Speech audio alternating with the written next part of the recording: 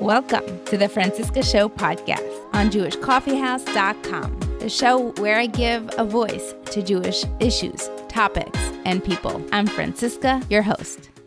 Wow. I love meeting you all, hearing your thoughts and opinions. I love the conversations that follow these episodes.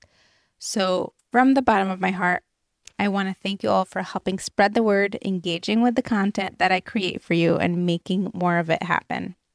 Today is a perfect example of an episode inspired and executed by you. We will be hearing your responses and thoughts on some of the questions that we asked. Just before we start, we have a few announcements. If you'd like to sponsor an episode or season, I'd be happy to help you promote your product or services here on the show. So definitely reach out. My email's in the show notes. If you enjoy this content, please follow the show, rate and review it on whichever podcast app you listen to. Also, help us spread the word by sharing the episodes you love with your friends and family, which so many of you are doing. So thank you. As you may know already, this podcast is on JewishCoffeehouse.com, on the Jewish Coffee House Network, which means that there are other wonderful podcasts on there that you may very well enjoy. Speaking of, it's so nice when the WhatsApp group brings up Orthodox Conundrum as well as other podcasts on the group.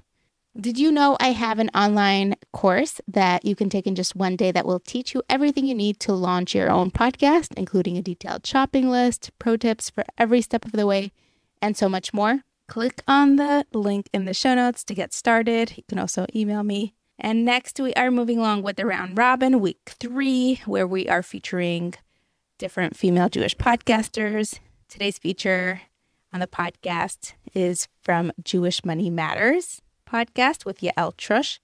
It used to be called Jewish Latin Princess, and I was interviewed on her podcast a few years back. Yael is awesome, and I'll play her promo right now. Hey there, I'm Yael Trusch, host of Jewish Money Matters podcast. I want to invite you to join me in the only podcast where Jewish wisdom and spirituality meet your money and your business. And honestly, where we talk about this money, personal finance, and business stuff in a fun, positive, and uplifting way. Every week, my guests and I bring you practical and spiritual tools to help you build wealth and break free from the shackles of financial worry. Every Friday, I'm back on the show answering your questions in an Ask Yael episode. Everything from money management, money mindset, marriage and money, children and money, Judaism and money, growing your money, whatever is on your money or business mind. This show is where we're going to speak openly, honestly, and Jewishly about money so that you can design and build the joyful, rich life that your soul desires. Join me in this important, uplifting, and engaging conversation at Jewish Money Matters podcast on your favorite podcast app. I look forward to seeing you there. Let's get started. This special episode is brought to you as a collaboration between two podcasts, Orthonomics and The Francisca Show. I am Francisca. And I am Mark Trencher with Orthonomics. We decided to survey our audiences for today. So you will be listening to your voice, the voice of the Kehillah, and we're excited to share with you what we've learned about you. Okay, Mark, Why don't you take it away? Okay, so I would simply add that when I started my podcast, which fortunately I called it Orthonomics, I was thinking of calling it Voice of the Kehillah, which most of us know Kehillah means the community.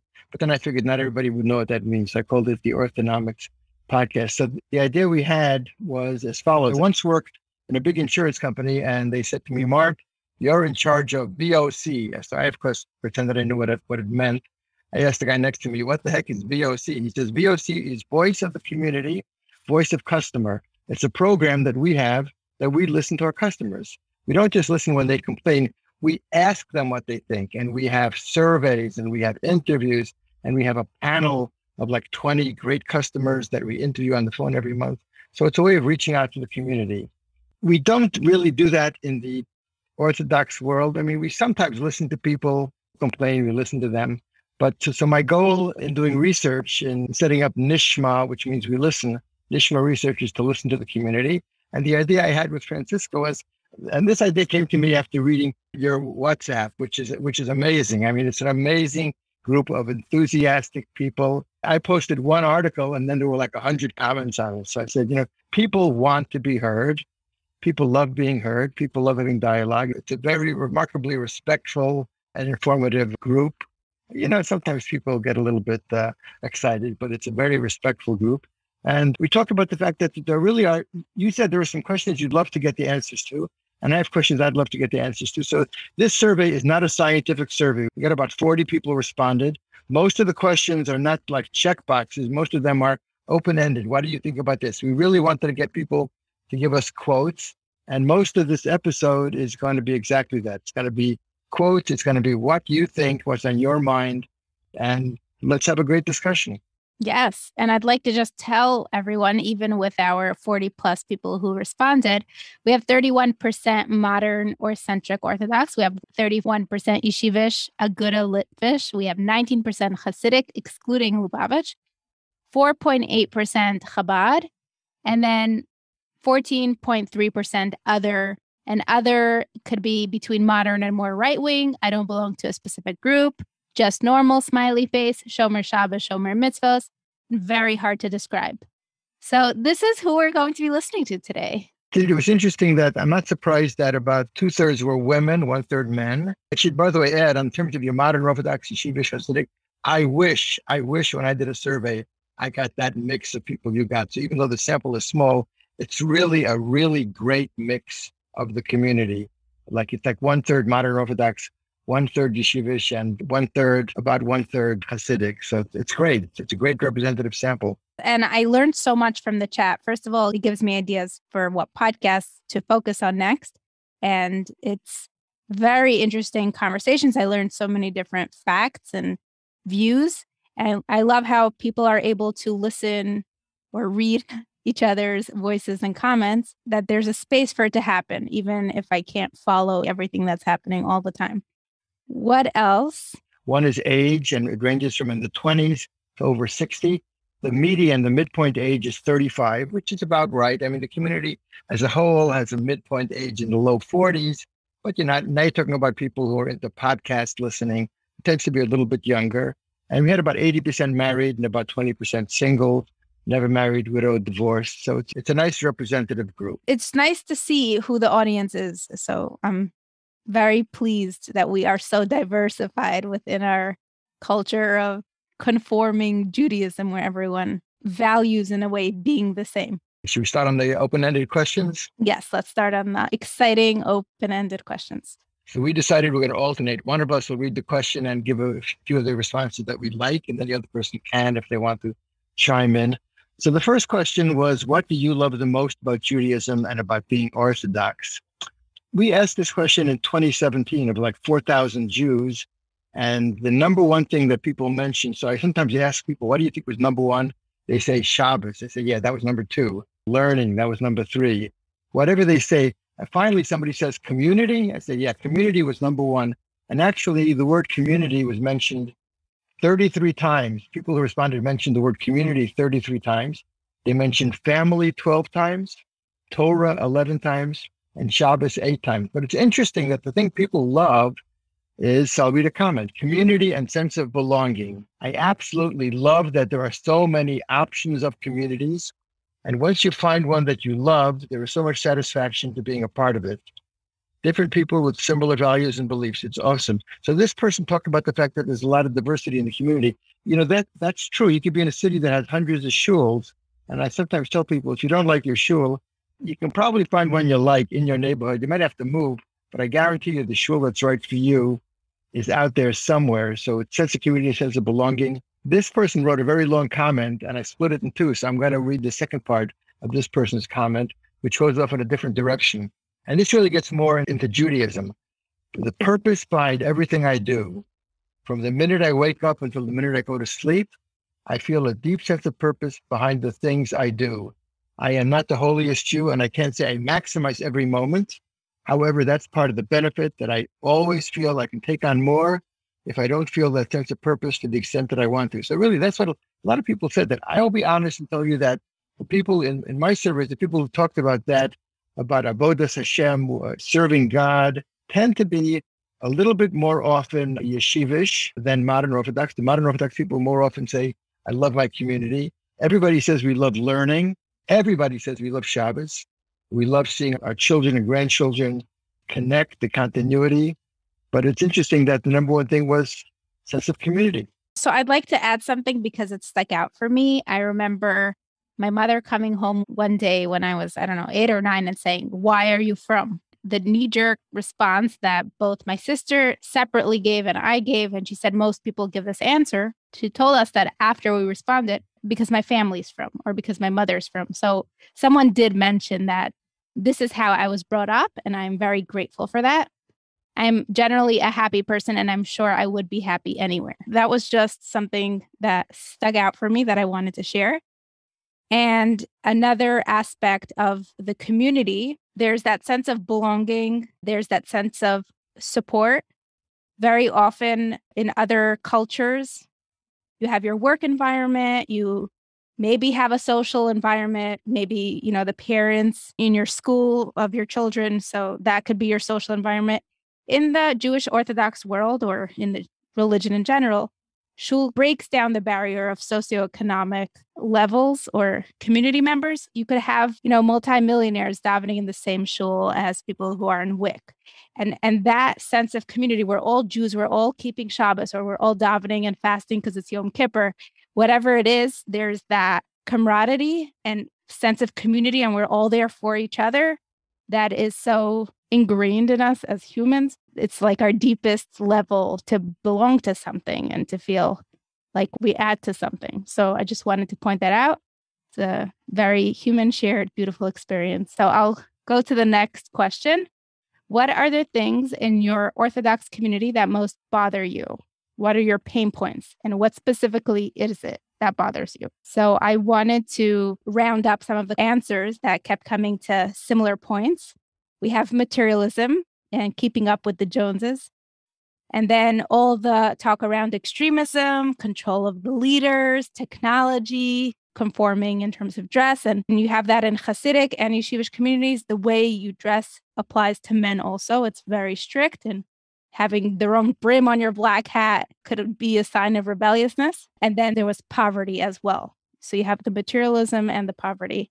The one quote I wanted to read out loud: the eliteness, the I'm firmer than you competition, fear of talking openly about mental health and about sex, and fakeness.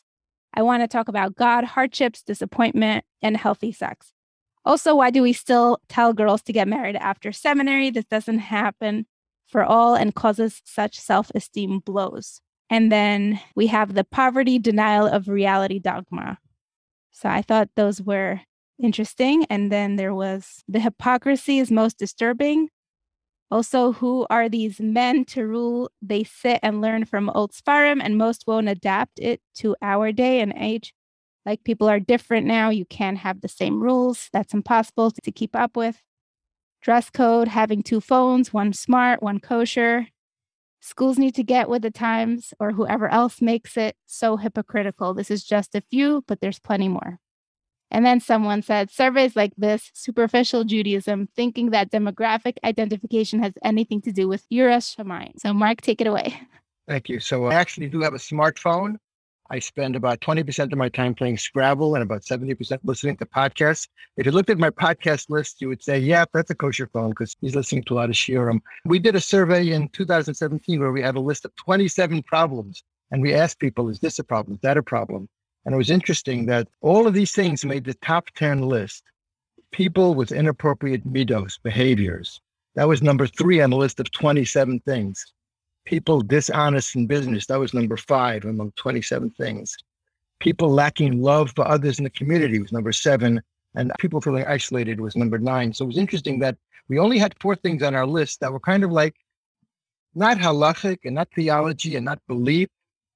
And not even religious practice, but just practice of people, how they behave to each other. So when we looked at the results we got from our little survey, one person wrote, people that are a blatant Chilul Hashem in their behavior with others. It's just all about behavior, how we behave and how we're seen, the disregard of rules, policies, guidelines, mandates. And this person wrote, Gayem Feh. What does that mean? So a comment that we got in the past was, I was taught that our ethics are on a higher level. And I've met some people that are not from, or even people that are not Jewish, and they're very fine, ethical people. So, I mean, it's kind of respect for people that are a little bit different from us. But those are some of the things that kind of popped out at me. Okay. Do you want to comment on materialism? That kept coming up. So that's a big issue. So I tell my wife all the time, we need to thank God that we live in a place that's not materialistic, which we do. there was one Shabbos here that somebody in our shul made a very wealthy person made a very fancy bat mitzvah. It was like a fancy bar mitzvah, catered with a band, with photography. It was basically no different from an expensive bar mitzvah. Then the following Shabbos, one of the rebbeim in our yeshiva made a bat mitzvah kind of. I don't know that he wanted to make a bat mitzvah, that he wanted to make a big deal about it because he was a rebbe and kind of a yeshivish guy. But maybe the daughter wanted one. Basically, we all went down to the basement. She stood in the corner, read her brief Torah, and it was a basic kiddush. It wasn't a fancy kiddush. What was interesting is that nobody in our community cared. I mean, I didn't hear anybody say, that wasn't fancy or that was too fancy. So there's materialism. It's an issue that's been talked about lately, the cost of the lifestyle. I can't wait to hear what people on the chat are going to say about that because oy vey, should a bat mitzvah be as fancy as a bar mitzvah? These were two bat mitzvahs. One was super fancy, but the same thing would have happened if it was a bar mitzvah. One was super fancy, and one was just the boy gave a dvar Torah, and not fancy. So it's nice being in a community where there's no competitiveness. I'm happy you clarified that to just let us enjoy the beauty without having to compare the boys and girls experience. That's the basic point. It wasn't a comparison of boys and girls. It was two bat mitzvahs, one Shabbos after the other. Thanks for the clarification. I think I'm going to do an episode on this, but on one hand, we judge the materialism so much. We don't like the standards being raised. On the other hand, these people are from and do believe in Hashem very often and are supporting most of our institutions. So why should others be able to judge them on how they spend the rest of their money? Maybe they should enjoy their vacation and their simcha, and it should be okay for everyone to do things on their own level. Yeah. So just a thought out there. Yeah. I mean, there are people in my community. There are two members of our shul.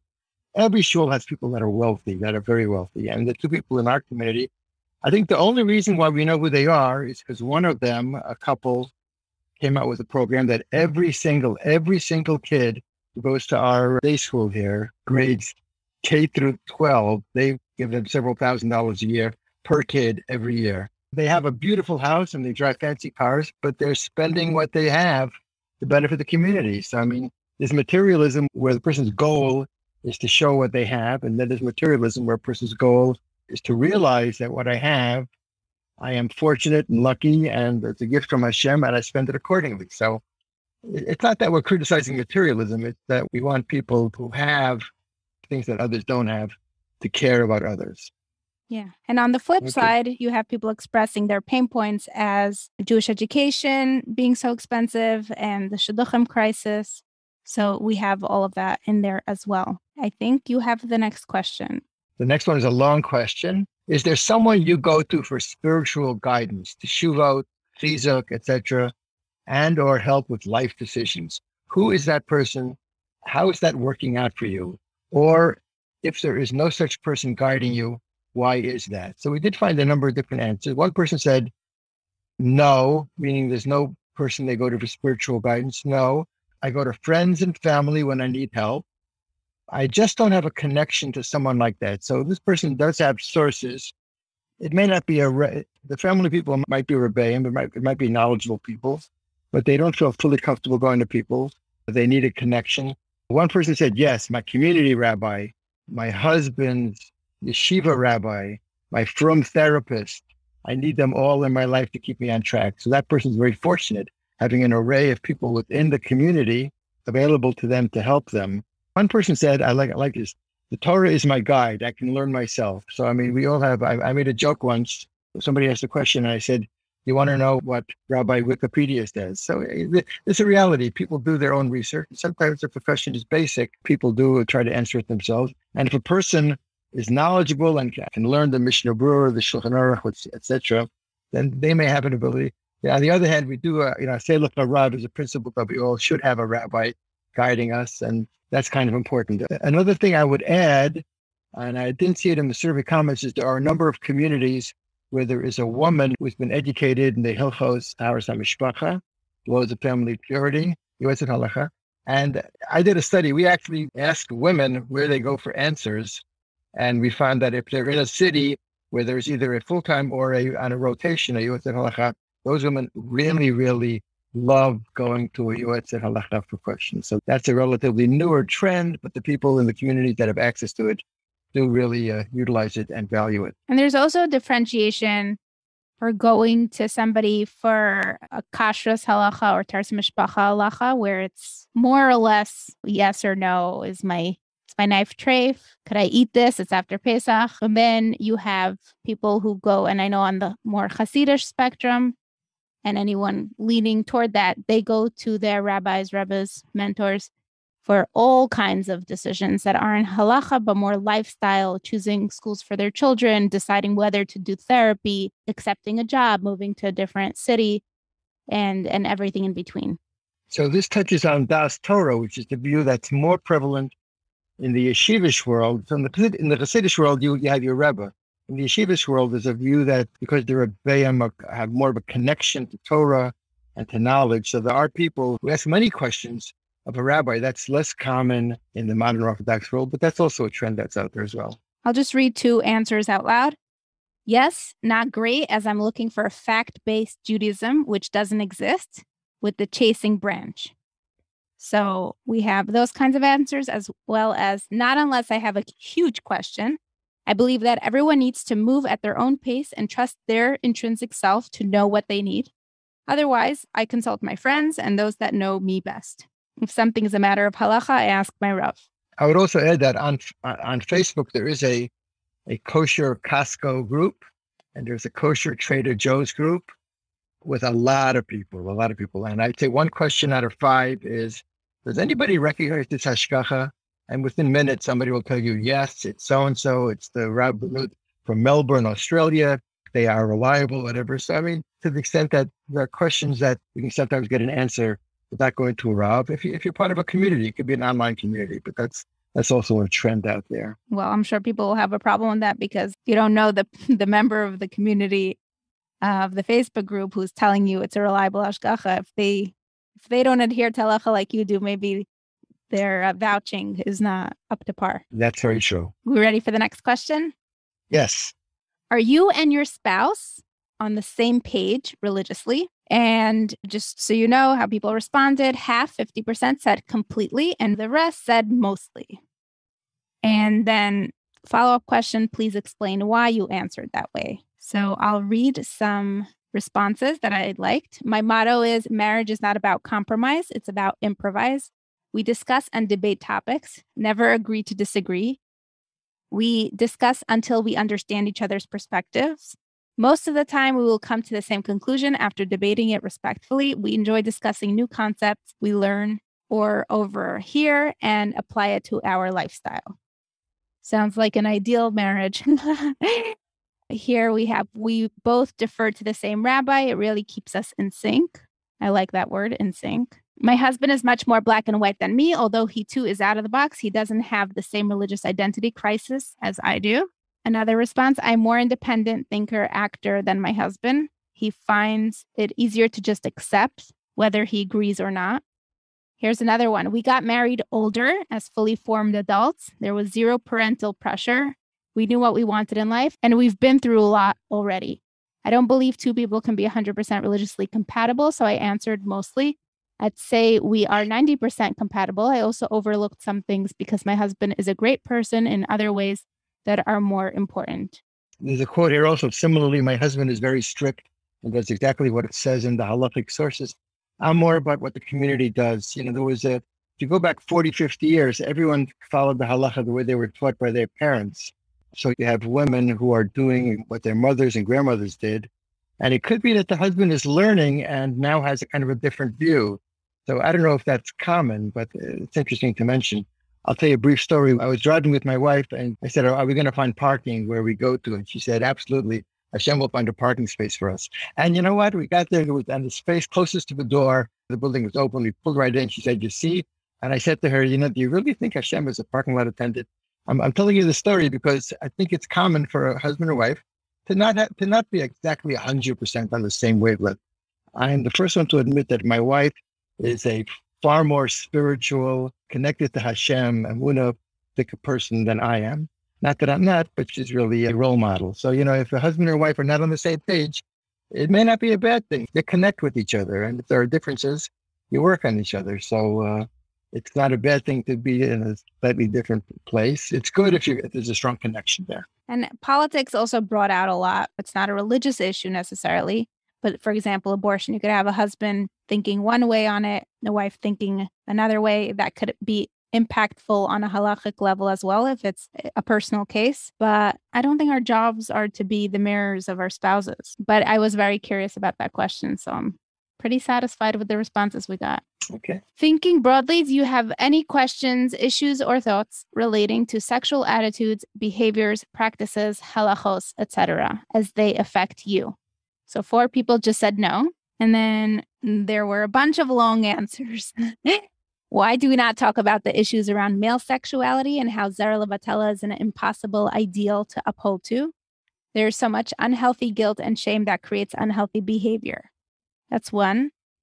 I have questions as to why I was brought up so sheltered. I truly don't see how it helped anything at all. Education and knowledge equals empowerment to do the right thing. Many people responded, I have a hard time with nida laws. And then you have the opposite. I love that halachos pertaining to sex take the pressure off me needing to please my husband, but rather vice versa. The period after childbirth is insane. I hate to sound like a heretic, but I think the chumrah of waiting 2 months is cruel.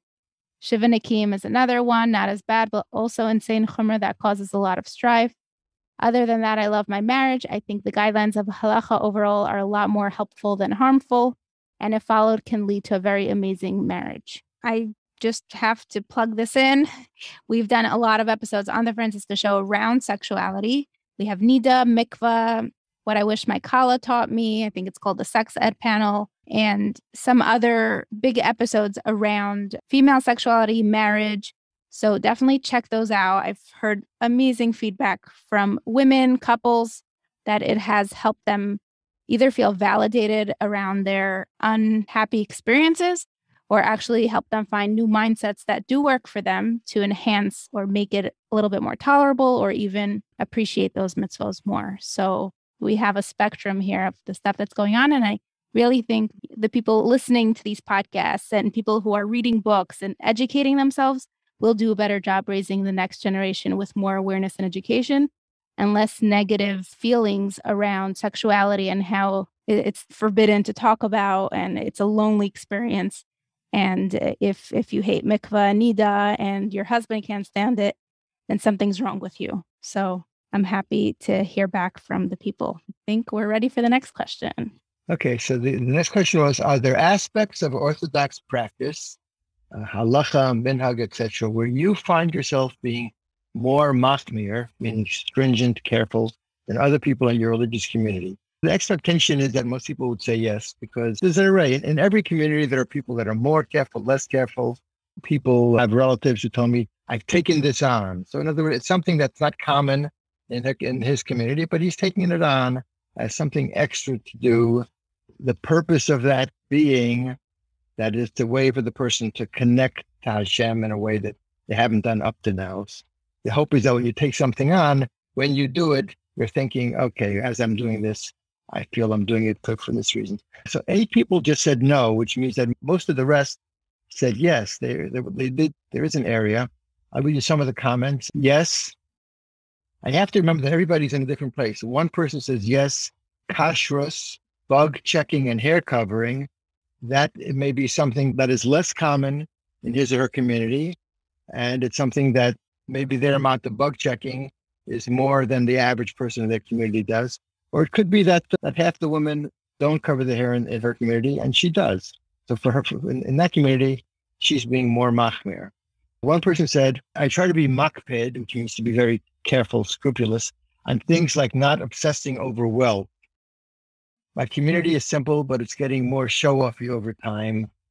I'm very good at getting to davening on time, but I also miss many times. So I try not to look down on those who come late. I am makpid and kavod harav, which means careful to properly respect the rabbis and zekanim and the older people. And my wife and I are extremely careful on lashon hara. I am proud of us on that one. Lashon hara, not speaking bad talk, slander, talking bad about people. Several people mentioned that they're being careful about lashon hara. And then one person said there's some things we're more stringent on and some we're less stringent. So we did get a variety of things. When we asked people in the survey I did, we asked people, are your kids more or less religious than you are? And about 1/3 said they're more religious than you are. And when we asked people, well, how do you define that? Yeah, the answers were sometimes interesting, because everybody defines more religious as doing things that I don't do, and less religious as not doing the things I do. And guess where I am? I'm in Perfectville, where I'm exactly right. Anyone firmer than you is extreme, and anyone right. less firm is a guy. Very true, very true. So what I like about this question, and we have the follow-up question with what are you more makel on than the people in your community? What I like about it is it brings out the diversity in our communities. We tend to want to conform and look the same when we show up to Kiddush, to shul. We dress to the outside world, we look exactly the same. But we all strive to be different, and we all are on different religious levels, whether it shows externally or it doesn't. So these questions are very exposing on a 40-person level, but it shows us the dynamics of people's minds. It helps just validate that everyone's struggling or everyone's growing at their own pace, and that's normal. The follow-up was, are there aspects of Orthodox practice, halach, something like, where you find yourself being makel, less stringent, lenient compared to other people in your community?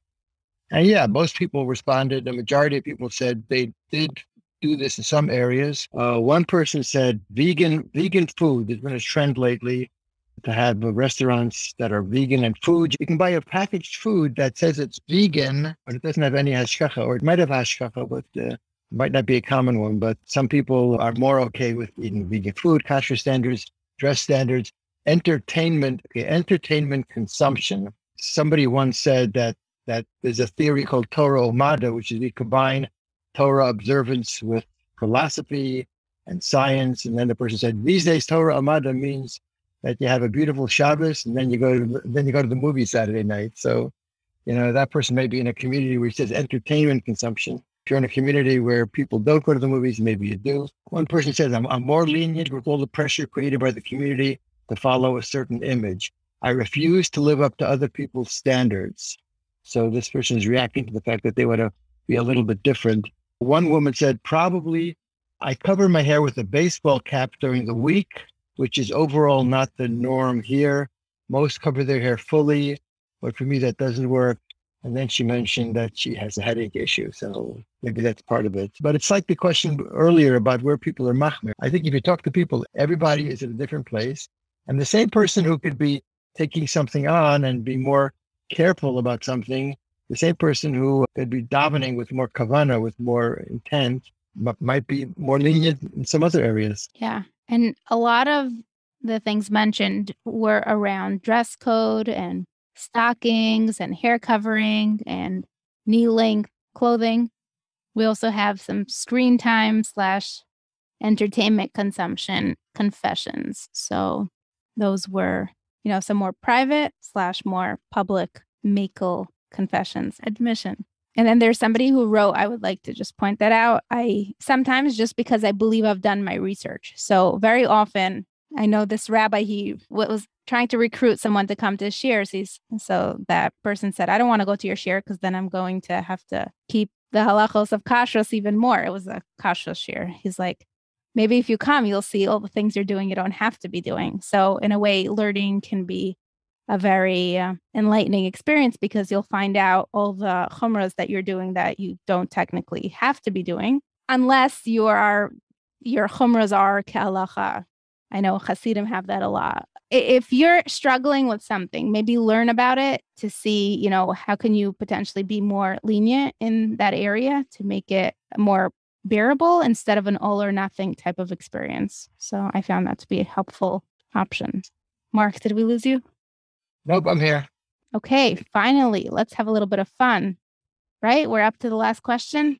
Yeah, let's have a little bit of fun. If you could recommend one Jewish book, a secular book, not a sefer, a movie or a TV show to a friend, what would it be? Explain, especially if it's not obvious, why you categorize it as Jewish. I was actually looking ahead on my document here, and I saw somebody recommended the book Out of the Depths. And when Francisco said, are you still here? It's because I was looking over That book is right here, I can almost reach it if I reach out my arms. It's a book, Rabbi Lau's autobiography. But we've got some interesting, not surprisingly, Shtisel, which is a TV show.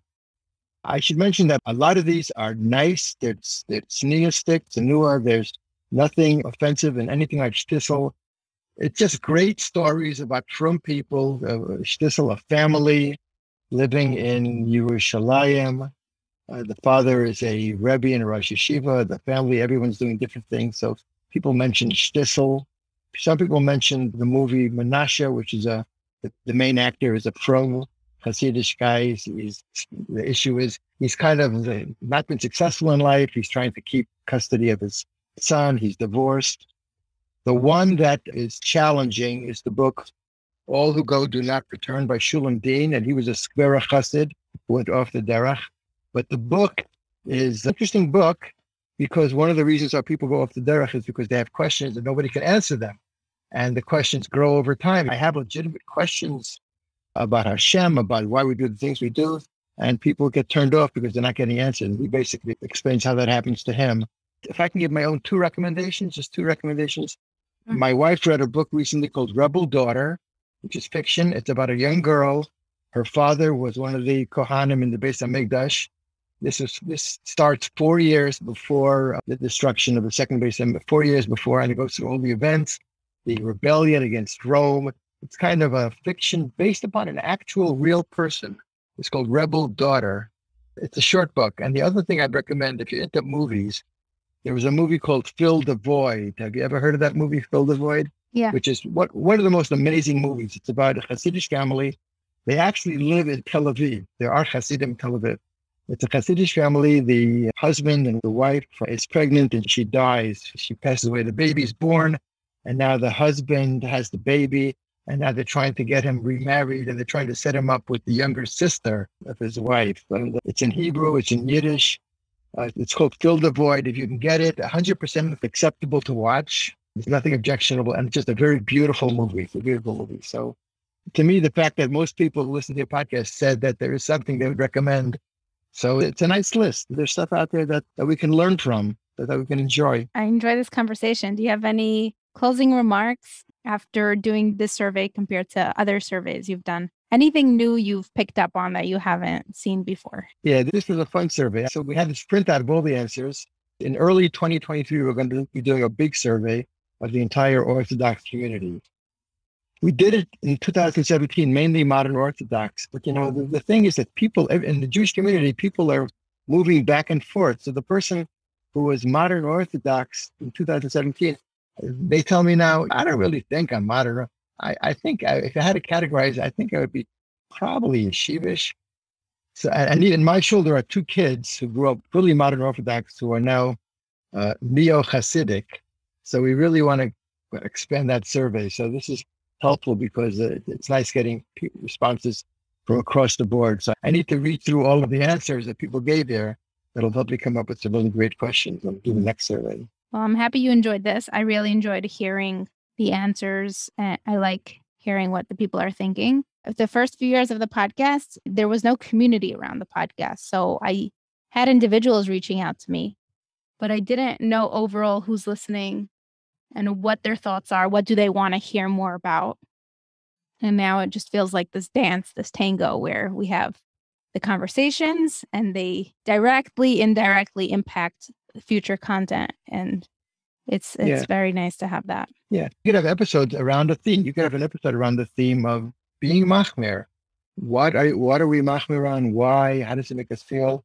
Being makel. Who does what? And, we can have a discussion about what's going on in the community. So some of these questions can, if you get the right guests, they can be the basis for a fascinating, open discussion. Well, the reason I started thinking about these issues is because it comes up in shidduchim when you have people out of the box, which is most of the people I know are very hard to put into. I went to this and this yeshiva and I'm 19 and I want to get married. It's mostly, this is how I grew up. This is what I'm now. I'm 27. I have exposure to this kind of community, that kind of community. My school sent me, half across the world. So those are the people I interact with a lot of the time. And when you're trying to set them up, they have a TV, but their strawberries aren't checked. And it's very hard to determine where on the spectrum they feel comfortable. So it's a fascinating concept to study and see. We would love to continue this conversation in the chat. Let us know if you feel like your voices have been represented. And if you are satisfied, are there questions you feel like can inspire more surveys, more episodes and topics? How do we get to know ourselves better? And I would like to close this up with one idea that my mother shared with me this morning. She said how in the more yeshivish community, we, instead of addressing what is actually going on, for example, if you take media, their media, they talk about what should be going on. What is the ideal? And when you answer, how are you? You say, Baruch Hashem, great, because that's what you should want to feel and should want to be and should do, or, fill in the blank. Whereas a modern Orthodox or centrist or what yeshivish light, you have more expose, you have podcasts like these, you have sexual abuse allegations being written about and talked about. And that's because we're trying to mirror the experience that's happening, knowing there is an ideal, but there is this difference of culture, which we did talk about on our previous episode together, where you spoke about the responses. How are people satisfied with their religious community or with how expensive being frum is? Like, do they feel fulfilled even though it's so expensive and so hard or restrictive or whatever it is? And you said the more yeshivish community responded more positively on that one, and to which I asked you, could that be because part of their mentality is to have that positivity and thinking about the ideal versus what is it actually like? The emphasis on life is hard is a given. It doesn't need to necessarily be enjoyable, which is something the Western world values a lot today. So those are my closing remarks. Thank you so much for tuning in today. If you have any questions, thoughts, we'll continue this in the chat. Thank you, Mark. Thank you. Thank you for listening until the end. I hope you enjoyed this episode. We have so many more enjoyable episodes coming up for you this summer. I love hearing from you, so keep reaching out and see you next week.